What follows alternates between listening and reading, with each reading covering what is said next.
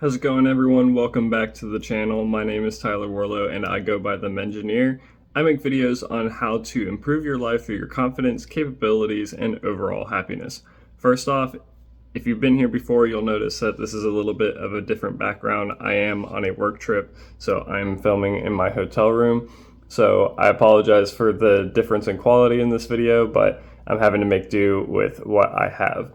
In today's video, I figured that I would talk a little bit about how to improve your learning and studying. This will be helpful to you whether or not you are in school or you're someone who's simply trying to learn a new skill or maybe trying to study for some form of a certification. All these tips are going to be helpful to help improve your learning and retention, as well as improve your overall studying technique. If you think that's interesting, let's go ahead and hop into the video. First off, let's dispel a common myth. There really isn't a huge difference in the different types of learning styles.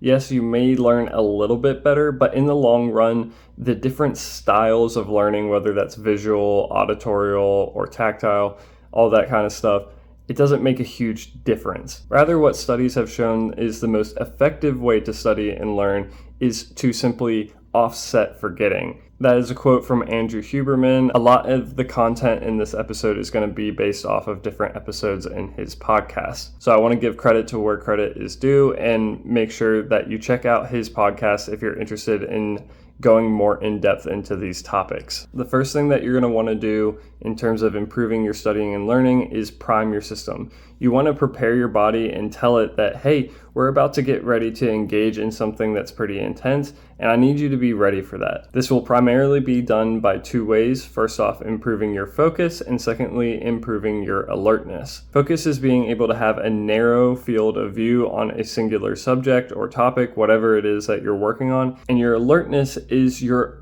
heightened state of arousal. When you combine these two things together and you improve your focus and your alertness, it tells your system that whatever it is that you're looking at is important to look at. There's a lot of ways out there that you can improve your focus and alertness, but there's a few fundamentals that you should follow if you want to have good solid baselines. You want to make sure that you're getting enough sleep every night, because maintaining enough sleep is going to be what helps you to maintain good alertness. Next up, you're going to want to limit overall stress. While there is good evidence to show that short bouts of stress are very beneficial and can actually be helpful in learning, what you want to avoid doing is long chronic exposures to stress. This can actually have really detrimental impacts on your health and overall ability to learn. After those two things, you're going to want to practice.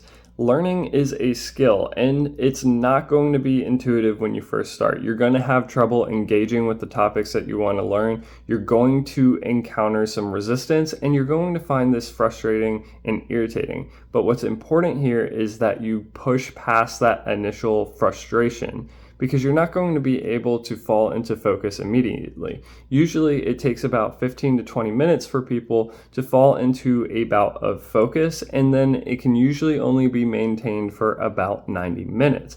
But again, this is a skill that needs to be learned and practiced. You have to learn to engage in this voluntarily by telling yourself that the information that you're learning is important.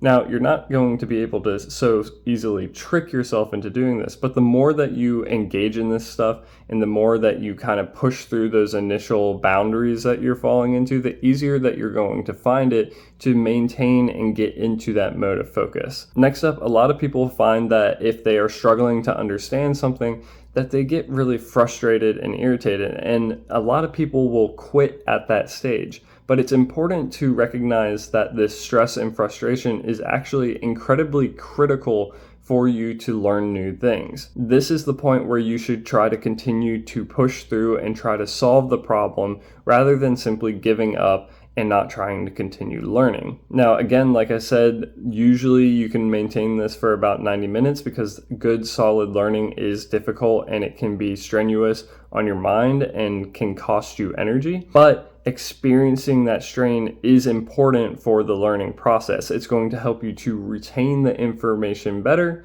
and it cues to your body that the information is important. The next thing that we're going to cover is some tips that a lot of the most effective students use in order to study most effectively. First off, a lot of studies have shown that you do want to schedule some time to study in isolation.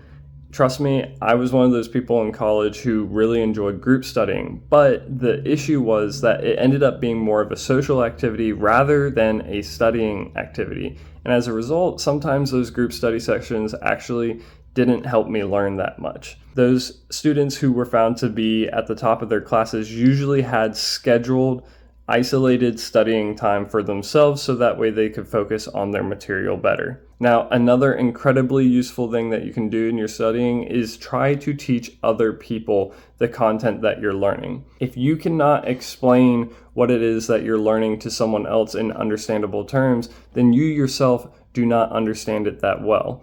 So by trying to explain it and teach it to someone else, it's going to force you to think about the concepts in a more intuitive and simple way, and it will help you to build your understanding of the topics. Another good tip that will play into the focus and attention is try to study at relatively the same time every day. The reason for this is your body will begin to cue into this study mode. Have you ever noticed that at around lunchtime or dinner time you start to feel hungry? Well, if you start setting up a habit of studying at a certain point in the day, it's going to do something similar to that, where it starts to have an anticipation effect and your body starts to cue up that focus and attention that will be needed in order to go into that studying bout. Another very useful thing that I've talked about on this channel before when it comes to setting your goals is having an aspirational why behind the studying that you're doing. This is important because there are going to be times where you're going to need to study content that really isn't all that interesting to you, but is important to fundamentally understanding the overall picture that you're trying to learn. And sometimes that can be really annoying and grueling and just overall frustrating to get through. And by having an aspirational why for yourself, it's going to be able to help you push through those incredibly frustrating and frankly boring events that you're going to run into when it comes to studying. And finally, you're going to want to make sure that you self-test yourself on the material. Now, this is different than memorization and just simply studying material over and over again. First off, the best way to do this is directly after learning new material, try to self-test yourself and go back over and review what you got wrong.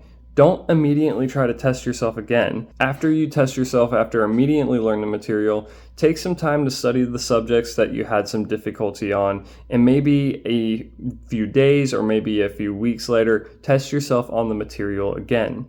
Studies found that students that tested themselves regularly on the content that they were learning performed far more effectively than students who just simply studied on the content. Part of the reason for this was that when students studied content multiple times, they actually developed a false sense of confidence in the sense of how much they actually understood the subject.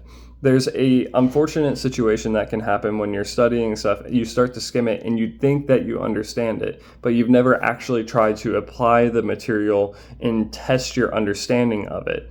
And so then the students who never actually test themselves don't get to realize or recognize the weak points in their understanding. Self-testing yourself on the material is going to be far more effective than simply repeating the material over and over again. But it is important that you understand what the incorrect versus the correct answers are, because you need to know what it is that you are lacking in understanding. And this will be retained in your brain, which will then help you to study more effectively and will help you to retain the information that you previously missed. The best types of tests for this are going to be multiple choice type questions that aren't straightforward. They have some tricks in them, so you actually have to think about the content, or short answer where you actually have to work through the problems. Another surprising tip that studies have shown to be effective in improving learning are something called gap effects. And that's while you're learning, randomly interspersed in there,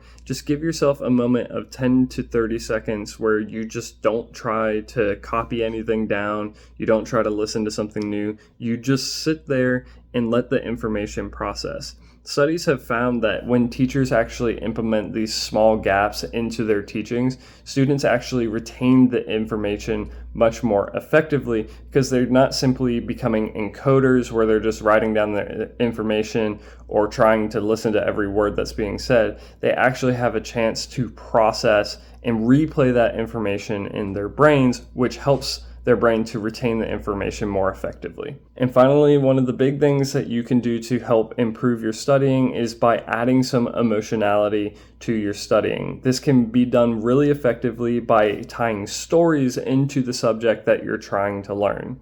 This is most likely because of associations, and it's easier for us to be able to remember something that's an emotional story rather than just dry logic. So by tying some dry logic to some sort of emotional story that you might have made up or might be a real life story, then it's going to be easier for you to remember. But that's going to bring us to the end of this video, y'all. I hope that you found the information to be helpful or informative. If you did, please be sure to leave a like and subscribe to the channel to join me along in this self-improvement journey. If you have any of your own thoughts, ideas, or opinions, please be sure to let me know with a comment down below. If you're interested in more videos like this one where I talk about learning, be sure to check out this video right here.